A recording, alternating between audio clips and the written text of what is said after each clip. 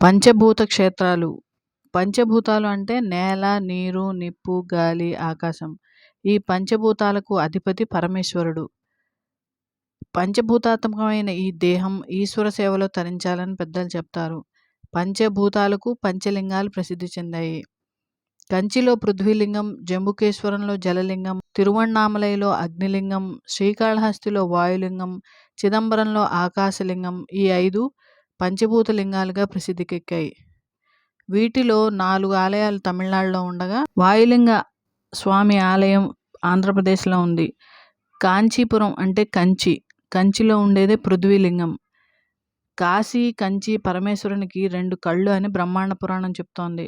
ఇక్కడ పంచభూతాలలో ఒకటైన పృథ్వీకి ప్రతీకగా ఏకాంబరేశ్వరుడు మృత్తికాలింగంగా దర్శనమిస్తాడు. మృత్తికాలింగం అంటే మట్టిలింగంగా దర్శనమిస్తాడు. అభిషేక ప్రియ శివ. శివుడు అభిషేక ప్రియుడు అని అంటారు. కానీ ఇక్కడ మాత్రం స్వామికి అభిషేకం లేదు, పుష్పాలతో పూజ చేస్తారు. ఆలయంలోని మామిడి చెట్టు కింద పార్వతీదేవి తపస్సు చేసిందని, ఆమె మట్టితో ఒక శివలింగం చేసి పూజ చేసిందని అంటారు. ఆ మట్టితో చేసిన లింగమే ఈరోజు పూజలు అందుకుంటోంది.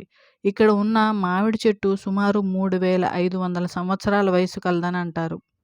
శాఖోపశాఖలుగా విస్తరించిన ఈ చెట్టుకు ఉన్న కొమ్మల్లో 4 కొమ్మలు 4 రుచులు గల ఫలాలను ఇవ్వటం విశేషం.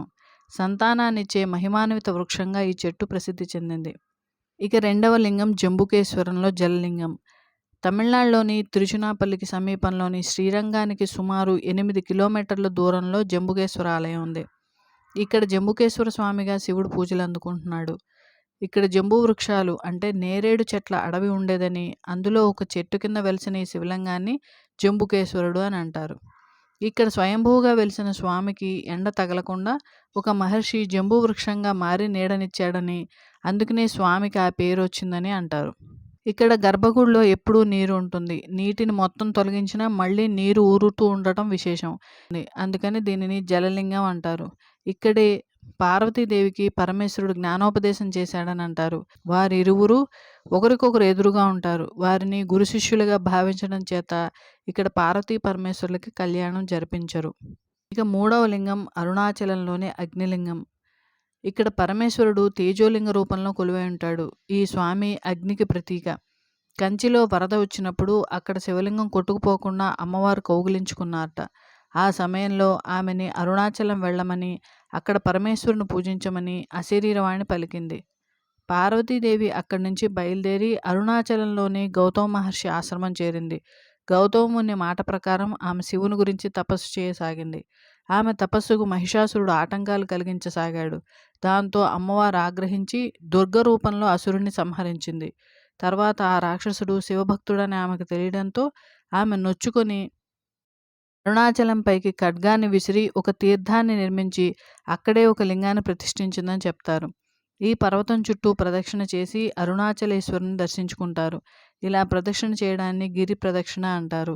ఇక్కడ అమ్మవారి పేరు అపీత కుచాంబ, అంటే ఈ తల్లిని పూజిస్తే మరో జన్మ ఉండదని అర్థం. శ్రీకాళహస్తి.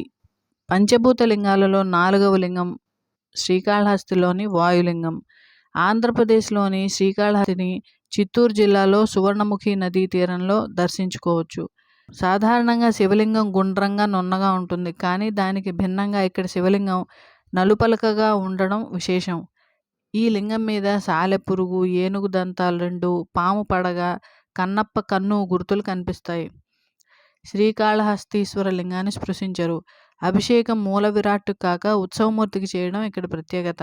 ఇక్కడ అమ్మవారి పేరు జ్ఞానప్రసూనాంబ. పరమేశ్వరుడు పార్వతీదేవికి పంచాక్షరి మంత్రాన్ని ఇక్కడే ఉపదేశించాడని చెప్తారు. 5వ లింగం చిదంబరంలోని వాయులింగం. ఆకాశం, గగనం, శూన్యం అంటారు కాబట్టి ఇక్కడ ఆకాశలింగం అంటూ ఏమీ కనపడదు. పంచభూతాలలో ఒకటైన ఆకాశానికి ప్రతీకగా చిదంబరంలోని గర్భగుడిలో స్వామి మూర్తి లేక ఖాళీగా ఉంటుందని అంటారు. దీన్నే చిదంబర రహస్యంగా అని కూడా చెప్తారు. ఆకాశలింగానికి ప్రతీకగా గర్భగుడిలో ఖాళీగా ఉండే చోట నిరాకార స్వరూపానికి స్వామిని దర్శించవచ్చు. ఆకాశలింగానికి ప్రతీకగా గర్భగుడిలో ఖాళీగా ఉండే చోట నిరాకార స్వరూపునిగా స్వామిని దర్శించవచ్చు. బంగారు బిల్వపత్రాలతో చిదంబర స్వామిని పూజిస్తారు. శూన్యంగా ఉన్న బంగారు బిల్వపత్రాలతో అర్చిస్తారు. ఈ శూన్య ప్రాంతాన్ని ఒక తెరతో కప్పి ఉంచుతారు. నటరాజస్వామికి స్ఫటికలింగానికి పూజలు చేసిన అనంతరం ప్రతిరోజు భక్తుల సందర్శనార్థం ఈ తెరను తొలగిస్తారు. ఇక్కడ అమ్మవారి పేరు శివకామ సుందరి. శివుని స్తోత్రం చేసే నాలుకే నాలుక, శివధ్యానంలో ఉండేదే మనస్సు, శివుని కథలను వినేవే చెవులు, శివుని పూజించేవే చేతులు, పరమేశ్వరుని చూసేవే కళ్ళు, ఈశ్వరునికి నమస్కరించేదే శిరస్సు, భక్తితో శివక్షేత్రాల పర్యటన చేసే పాదాలే పాదాలు అని పురాణాలు చెప్తున్నాయి. ఏ రూపంలో ఆరాధించినా శివుడు అనుగ్రహిస్తాడని పంచభూత క్షేత్రాలు చెప్తున్నాయి. ఈ ఆలయాల గురించి పూర్తి వివరాలు గల వీడియోలను డిస్క్రిప్షన్లో ఇస్తాను, వీలైతే చూడండి.